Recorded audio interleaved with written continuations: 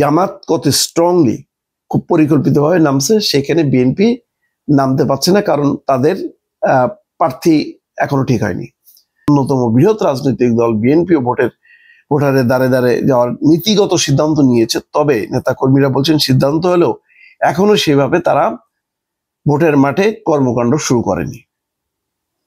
তারা কৌশল নির্ধারণ করছে, প্রশিক্ষণ দিচ্ছে এবং ঘরে ঘরে যাচ্ছে, এবং এইটা এখন না, আরো 1 মাস আগে থেকে কিন্তু তারা ঘরে ঘরে মুভ করতেছে। মিনিমাম 1 মাস আগে থেকে মহিলা কর্মীরাও নামছে। জামাত ইসলাম এরই মধ্যে সব সংসদীয় এলাকায় সম্ভাব্য প্রার্থী চূড়ান্ত করছে, এটা নিয়ে তাদের মধ্যে কোনো দ্বিধাদ্বন্দ্ব নেই। স্থানীয়ভাবে মূল দল, ছাত্র সংগঠন, নারী সংগঠন সহ শাখা এবং সহযোগী সংগঠনগুলো নির্বাচন ঘিরে কর্মকাণ্ড পরিচালনা করছে।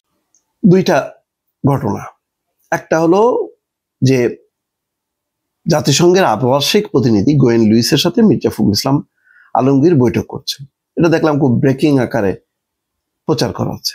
আর একটা সমকালের রিপোর্ট দেখেন, নামেনি বিএনপি, ফাঁকা মাঠে তৎপর জামাত, ছাত্রদল, যুবদল, মহিলা দলও হাত গুটিয়ে বসে আছে। বিএনপির কাছে এখন প্রায়োরিটি কোনটা আমি বুঝতে পারতেছি না। মির্জা ফখরুল ইসলাম আলমগীর জাতিসংঘে গেলেন, সেখানের ফলাফল কি বুঝলাম না। এখন এই যে গোয়েন লুইসের সাথে বৈঠক করছে কি ইসের জন্য? জাতিসংঘের সঙ্গে এখন বৈঠকটা জরুরি, নাকি দলের নির্বাচন, প্রার্থী মনোনয়ন, বাছাই, কৌশল, সেইগুলো? জামাতের কাছে কিন্তু এগুলি এখন প্রায়োরিটি। তারা কৌশল নির্ধারণ করছে, প্রশিক্ষণ দিচ্ছে এবং ঘরে ঘরে যাচ্ছে, এবং এইটা এখন না, আরো 1 মাস আগে থেকে কিন্তু তারা ঘরে ঘরে মুভ করতেছে। মিনিমাম 1 মাস আগে থেকে মহিলা কর্মীরাও নামছে। তো এখন ওই গুলশানে চেয়ারপারসনের কার্যালয়ে গোয়েন লুইসের সাথে বৈঠক করে কি ওখানে জাতিসংঘ কি চাপ দিচ্ছে নাকি যে তোমরা মেনে নাও আওয়ামী লীগ নির্বাচনে আসবে? বিষয়টা তো পরিষ্কার না। এখন এই সময় তো জাতিসংঘ বা কোনো ইউরোপের কোনো দেশ তাদের সাথে ঘন ঘন মিটিং করার অর্থটা আমি বুঝলাম না, যে সেই মিটিং এর মধ্যে দিয়ে কি নতুন কোনো ইস্যু আছে কিনা, নাকি বাংলাদেশের সৈন্য মোতায়েন, না কি ইস্যুটা পরিষ্কার না।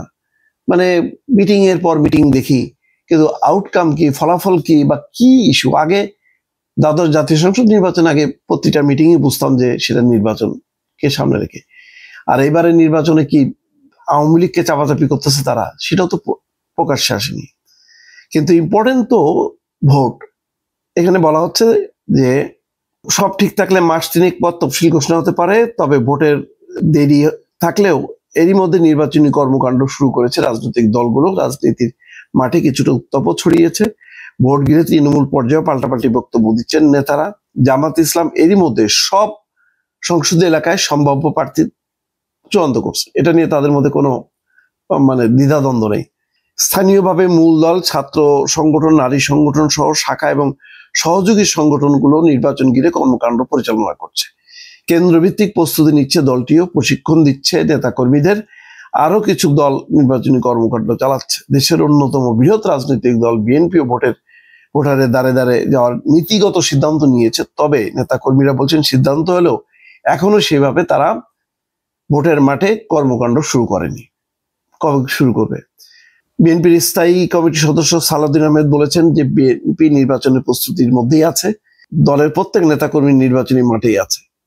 কিন্তু একটা কথা বলছেন যে দেশের সবচেয়ে বড় দল, প্রতিটি আসন ভিত্তিক একাধিক যোগ্য প্রার্থীর মধ্য থেকে একজনকে বাছাই করতে একটু সময় লাগছে, তবে সেটি খুব শীঘ্রই সমাধান হবে। প্রার্থী ঘোষণা হলে সব সমস্যার সমাধান হয়ে যাবে।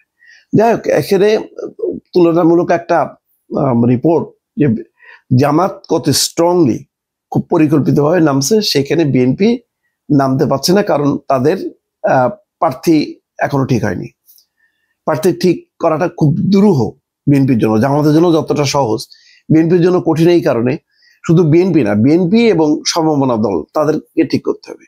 তো এইটা দিনের পর দিন এক একটা দিন যাওয়া এক এক বছর পিছিয়ে যাওয়া। প্রতিনিয়ত এই বৈঠকগুলো জানি না কেন্দ্রীয়ভাবে হচ্ছে কিনা, কিন্তু তার বদলে এখন যদি গোয়েন লুইস, ইউরোপের প্রতিনিধি দল, এই রাষ্ট্রদূত, ওই রাষ্ট্রদূত, এইগুলি দিয়ে যদি সময় ব্যয় করে, বিএনপি পিছিয়ে যাবে। এটুকু বলতে পারি যে বিএনপি পিছিয়ে যাবে, যেটা একেবারেই খুবই হতাশার মধ্যে আছে বিএনপি নেতা কর্মীরা তৃণমূল পর্যায়ে।